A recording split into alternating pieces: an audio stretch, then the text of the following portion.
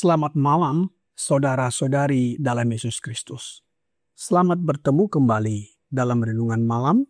Ye shall receive power, atau engkau akan menerima kuasa, oleh Ellen G. White, tanggal 30 Agustus 2025. Mari kita berdoa. Bapa kami yang di sorga, Allah pencipta langit dan bumi, laut dan segala isinya, satu-satunya Allah yang benar, yang kami sembah selalu melalui anak-Mu Yesus Kristus. Pada malam ini, kami bersyukur dan berterima kasih oleh sebab penyertaan dan perlindungan Bapa sepanjang hari Sabat dalam peribadatan, memuji dan memuliakan Bapa dan Yesus Kristus. Mohon karuniakan roh anak-Mu Yesus Kristus dalam hati kami, sehingga kami mengerti firman-Mu dan menghidupkannya dalam kehidupan kami sehari-hari. Besertalah dengan kami sepanjang malam ini. Ampuni kami atas dosa dan pelanggaran yang kami lakukan, karena kami persembahkan doa ini hanya di dalam nama Yesus yang adalah Tuhan dan Juru Selamat kami. Amin. Renungan malam ini akan dibacakan oleh Ibu Oktolina Siregar. Kepada Ibu Oktolina, kami persilahkan. Terima kasih. Selamat petang, Bapak dan Ibu, saudara-saudari yang terkasih di dalam nama Tuhan kita Yesus Kristus. Bacaan renungan malam kita pada hari ini, tanggal 30 Agustus tahun 2025, berjudul Cahaya Abadi Hingga Akhir. Ayat inti terdapat di dalam Wahyu 14 ayat 13, firman Tuhan. Dan aku mendengar suara dari surga berkata, tuliskan, berbahagialah orang-orang mati yang mati dalam Tuhan sejak sekarang ini. Sungguh, kata Roh, supaya mereka boleh beristirahat dari jerih lelah mereka, karena segala perbuatan mereka menyertai mereka. Terang yang berlimpah telah diberikan kepada umat kita di akhir zaman ini. Entah nyawaku terselamatkan atau tidak. Tulisan-tulisanku akan terus berbicara, dan karya mereka akan terus berlanjut selama waktu masih ada. Tulisan-tulisanku tersimpan di arsip kantor, dan meskipun aku takkan hidup lagi, firman yang telah diberikan Tuhan kepadaku ini akan tetap hidup dan akan berbicara kepada umat. Namun kekuatanku masih tersimpan, dan aku berharap untuk terus melakukan banyak pekerjaan yang bermanfaat. Aku mungkin hidup sampai kedatangan Tuhan, tetapi jika tidak, aku percaya akan dikatakan tentang diriku, berbahagialah orang-orang mati yang mati di dalam Tuhan, mulai sekarang. Sungguh, kata Roh, supaya mereka boleh beristirahat dari jerih lelah mereka, dan pekerjaan-pekerjaan mereka menyertai mereka. Saya bersyukur kepada Allah atas jaminan kasih-Nya, dan bahwa saya menerima tuntunan serta bimbingannya setiap hari. Saya sangat sibuk menulis. Pagi maupun sore, saya menuliskan hal-hal yang Tuhan nyatakan di hadapan saya. Beban pekerjaan saya adalah mempersiapkan umat untuk berdiri teguh pada hari Tuhan. Janji Kristus itu pasti. Waktunya tidak lama lagi. Kita harus bekerja, berjaga-jaga, dan menantikan Tuhan Yesus. Kita dipanggil untuk teguh, tak tergoyahkan, dan selalu berlimpah dalam pekerjaan Tuhan. Semua harapan kita berlandaskan pada Kristus. Apakah umat kita merenungkan masa lalu, masa kini, dan masa depan sebagaimana yang sedang terbentang di hadapan dunia? Apakah mereka mengindahkan pesan-pesan peringatan yang diberikan kepada mereka? Apakah perhatian terbesar kita saat ini adalah agar hidup kita dimurnikan dan disucikan, dan agar kita mencerminkan keserupaan dengan yang ilahi? Inilah yang harus dialami oleh semua orang yang bergabung dengan kelompok itu, yang telah dibasuh dan diputihkan dalam darah Anak Domba. Mereka harus mengenakan kebenaran Kristus. Namanya harus tertulis di dahi mereka. Dikutip dari buku Selected Messages, buku pertama, halaman 55 dan 56. Demikianlah bacaan renungan malam kita pada hari ini. Terima kasih, Tuhan Yesus memberkati. Terima kasih atas penata layanan Ibu Oktolina. Tuhan Yesus memberkati. Dalam renungan malam ini, Nyonya Ellen G. White secara langsung mengutip Wahyu 14 ayat 13 dan mengaplikasikannya pada kehidupannya sendiri. Dia menyatakan bahwa jika dia mati sebelum kedatangan Yesus yang kedua kali, dia memiliki keyakinan bahwa janji dalam Wahyu 14 ayat 13 ini berlaku atas dirinya. Ia menyampaikan keyakinan bahwa orang-orang yang meninggal dalam Tuhan akan berbahagia karena mereka beristirahat dari jerih lelah mereka dan perbuatan baik. Perbuatan baik apa yang dimaksudkan? Perbuatan baik mengamarkan dunia agar menyembah satu-satunya Allah yang benar melalui anaknya Yesus Kristus. Ia percaya bahwa meskipun ia mungkin tidak hidup sampai kedatangan Yesus yang kedua kali, tulisan dan pesan yang diberikan kepadanya akan terus berbicara dan menjadi berkat bagi umat Tuhan. Dalam renungan malam ini, Ye Shall Receive Power, halaman 251, paragraf 4 berkata, apakah umat kita merenungkan masa lalu, masa kini, dan masa depan sebagaimana yang sedang terbentang di hadapan dunia? Apakah mereka mengindahkan pesan-pesan peringatan yang diberikan kepada mereka? Apakah perhatian terbesar kita saat ini adalah agar hidup kita dimurnikan dan disucikan dan agar kita mencerminkan keserupaan dengan yang ilahi? Inilah yang harus dialami oleh semua orang yang bergabung dengan kelompok itu yang telah dibasuh dan diputihkan dalam darah Anak Domba.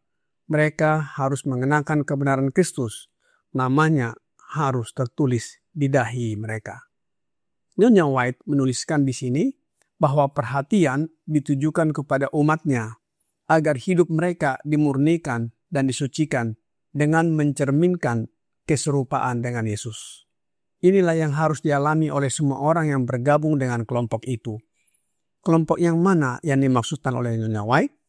Tentunya kelompok 144.000 yang jubah atau karakter mereka telah dibasuh dan diputihkan dalam darah Anak Domba dan mengenakan jubah kebenaran Kristus, serta namanya tertulis di dahi mereka.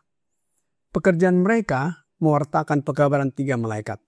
Terang ini akan terus dipancarkan sampai menjelang kedatangan Yesus kedua kali ke dunia ini. Nyonya White menuliskan dalam sketsa hidupnya, Life Sketches of Ellen G. White, halaman 429, paragraf 1 berkata, saya telah memperoleh kesempatan berharga untuk mendapatkan pengalaman pekabaran malaikat pertama, kedua, dan ketiga. Para malaikat digambarkan terbang di tengah langit, mewartakan pesan peringatan kepada dunia. Adalah simbol untuk mewakili umat Allah yang bekerja selaras dengan alam semesta sorga. Pria dan wanita yang diterangi oleh Roh Allah dan dikuduskan melalui kebenaran, mewartakan ketiga pekabaran tersebut sesuai urutannya. Saudara-saudari dalam Yesus Kristus, perlu kita ketahui bahwa pekabaran 3 malaikat disebut pekabaran rangkap 3. Bila mana kita buka Wahyu 14 ayat 8 dan 9, bukan hanya malaikat kedua dan ketiga mengikuti yang pertama dalam hal waktu, tetapi mereka pergi bersamanya. Ketiga pesan itu hanyalah satu pesan rangkap 3. Mereka hanya 3 dalam urutan kemunculan mereka. Tetapi setelah bangkit, mereka terus bersama dan tidak terpisahkan. Pria dan wanita yang diterangi Roh Allah dan dikuduskan melalui kebenaran, mengabarkan pekabaran tersebut.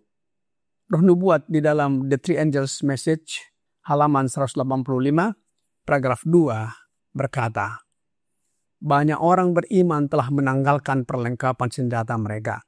Sejak pewartaan pekabaran malaikat pertama, kedua, dan ketiga, banyak pembawa panji telah tertidur di dalam Yesus. Mereka telah menanggalkan perlengkapan senjata mereka, tetapi pekerjaan mereka tetap mengikuti mereka. Pekerjaan terus maju, dan orang-orang beriman memegang teguh awal keyakinan mereka sampai akhir. Bagaimana dengan kita sekarang ini?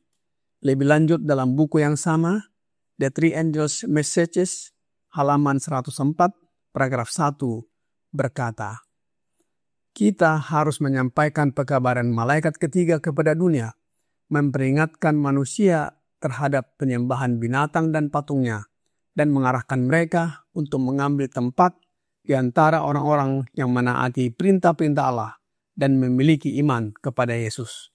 Mereka yang percaya akan kebenaran pekabaran malaikat ketiga sekarang perlu memanfaatkan setiap kesempatan untuk melayani.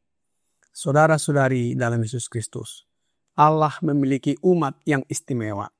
Sebuah gereja di bumi yang tak tertandingi, tetapi lebih unggul daripada semua orang dalam hal kemampuan mereka untuk mengajarkan kebenaran, untuk menegakkan hukum Allah.